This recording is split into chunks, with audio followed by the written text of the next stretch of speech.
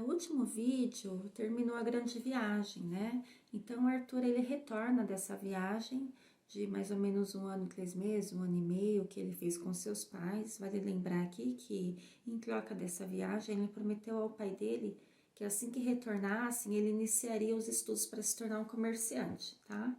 Então, o Arthur está muito infeliz da vida dele, porque agora começa um período muito sofrido, né? Ele odeia, ele falou mais tarde, na velhice dele, a situação, Henrique desenvolveu a icterícia, né? Possível sintoma aí de uma hepatite, né? E ele começa a se sentir tão esgotado que ele não consegue mais trabalhar, nem viajar, e ele quer estar a par dos negócios. Então ele passa os dias dele sentado numa poltrona, preocupado com os negócios, mas ele está esgotado. Inclusive, os familiares e os conhecidos, os amigos, ficam até pasmos de ver como o Henrique rapidamente ele está envelhecendo. Em contraste com isso, a juventude e disposição de Johanna, né, que é 20 anos mais jovem que ele.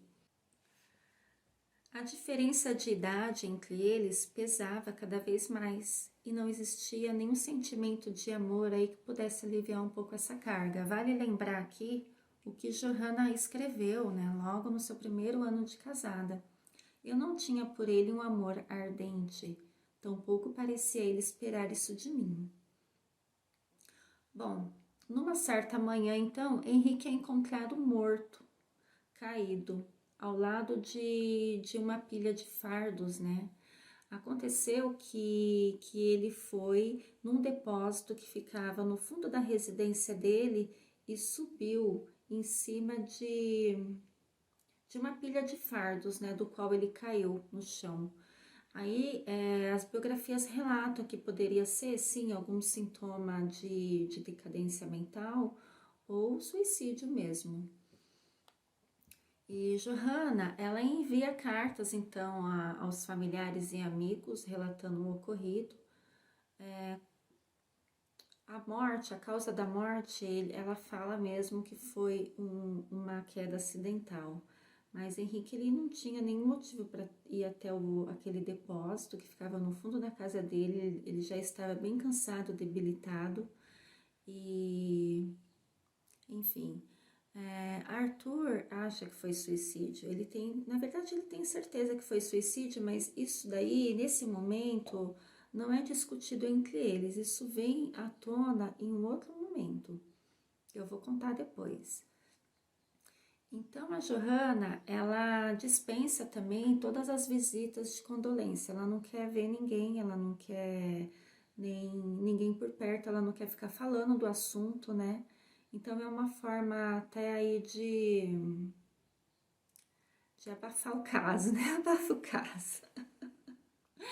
Olha só, gente. Seria aí uma oportunidade de Arthur, então, se ver livre dos estudos para se tornar um comerciante? Porque agora o pai dele morto, ele poderia, então, estudar o que ele queria? Isso demorou um pouco para acontecer, tá? E o luto de Johanna, como foi o luto dela? O que ela fez logo após a morte do marido? Bom, a Johanna, ela vendeu a mansão que eles moravam em Hamburgo, ela começou a liquidar todos os negócios do marido e ela elegeu a cidade de Weimar como seu novo lar.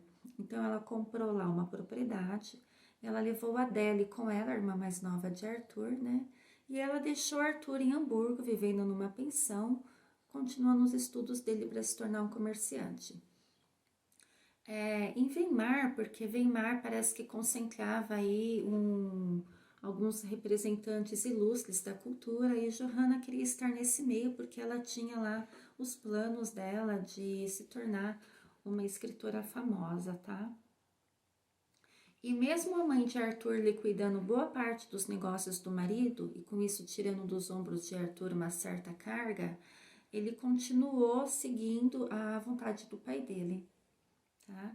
O pai exercia uma poderosa influência na vida de Arthur mesmo depois de morto. E compromisso, honra, ele não conseguia por si se libertar assim tão fácil.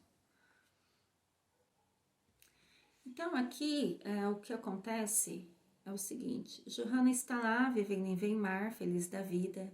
A Johanna agora, ela é uma mulher ainda jovem, ela é uma mulher rica, né? E ela tem toda a liberdade agora para fazer o que ela quer, tá? Será que haveria espaço para Arthur nessa nova vida de Johanna? Veja bem, nas cartas que ela manda para Arthur durante esse período, ela não está interessada muito na vida dele, não. Ela fala mais de si mesma, do quanto ela está feliz, do quanto ela deu a volta por cima, de como a vida em Weimar é maravilhosa, que os planos dela estão todos dando certo. Enquanto isso, o Arthur, nas cartas dele, ele relata o quanto ele está infeliz. E ela não dá muito ouvidos às queixas dele, não. O que acontece é o seguinte, a Johanna, ela sempre se sentiu prisioneira, né, desse casamento. Então, ela vê sim na morte do marido a liberdade dela, ela encontra a liberdade dela. E isso incomoda um pouco o Arthur. E ela não quer ter lembrança do passado, ela não quer a presença de Henrique, onde essa presença se manifesta também em Arthur. Porque Arthur lembrava muito Henrique. Arthur herdou do pai dele a sobriedade, o orgulho, a altivez. Arthur recordava o marido dela, né? A vida anterior dela. Arthur era como o pai dele. Ele tinha rudeza social, ele era mal-humorado, ele tinha muito senso crítico. E isso tudo irritava Johanna. Agora, se tinha espaço para Arthur nessa nova vida de Johanna, vocês vão ficar sabendo no próximo vídeo, porque eu vou começar a finalizar esse vídeo aqui com alguns textos que Arthur escreveu mais tarde sobre a morte do pai dele e sobre o relacionamento dele com a Johanna, tá? Arthur, ele passou a refletir sobre tudo e ele chegou à conclusão que a mãe influenciou o pai a se suicidar. Esse assunto da morte, como eu falei, ele fica um bom tempo como um tabu entre os dois, eles não falavam a respeito, mas em determinada época isso vem à tona e ele a culpa do suicídio do pai, e ele a culpa também de esbanjar a parte que cabe a ele da herança, gastar demais, não honrar a memória do pai dele, né? E essa relação só vai piorando, tá? Alguns textos que ele escreveu então mais tarde. Eu conheço bem as mulheres.